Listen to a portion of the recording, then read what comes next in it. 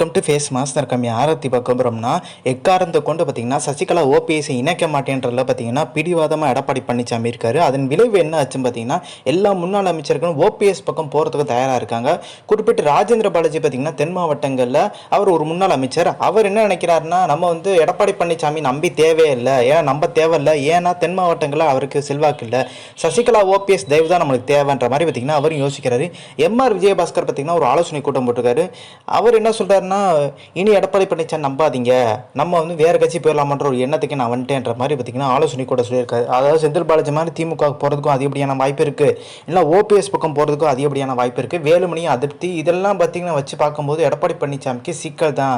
முன்னாள் அமைச்சர்கள் நிறைய பேர் பார்த்தீங்கன்னா செல்லூர் ராஜு உட்பட நிறைய பேர் தென் மாவட்டங்களில் இருக்க முன்னாள் அமைச்சர்கள் சசிகலா ஓபிஎஸ் பார்த்தீங்கன்னா தயவு இப்போ நாட்டுற ஒரு சூழ்நிலை உருவாயிடுச்சு. 2026 சட்டமன்ற தேர்தலில் பார்த்தீங்கன்னா ஜெயிக்கணும்னா எடப்பாடி பழனிசாமி போச்சுரா தேர்ந்தெடுத்தாங்க.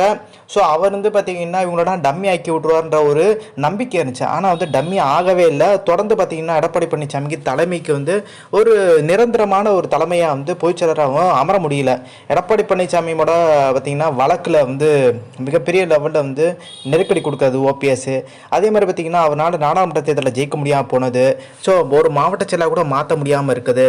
எடப்பாடி பழனிசாமி விஷயத்தில் சொல்லிகிட்டே போகலாம். 2 சட்டமன்றத்துக்கு ஒரு மாவட்ட செயலாளர்னு சொல்லிட்டு பார்த்தீங்கன்னா ஏகப்பட்ட விஷயங்களை எடப்பாடி பழனிசாமியால் ஒரு விஷயம் கூட பார்த்தீங்கன்னா பொதுச்செயலாளர் மாற்ற முடியல.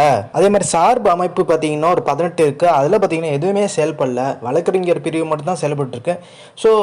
சார்பு அமைப்பில் பார்த்தீங்கன்னா எம்ஜிஆர் மன்ற தலைவராக பார்த்தீங்கன்னா பொன்னையன் இருக்கார். அவரெல்லாம் மாற்றிட்டு அவரெல்லாம் வயசாகிடுச்சு, வேற நபரை மாற்றலாம்.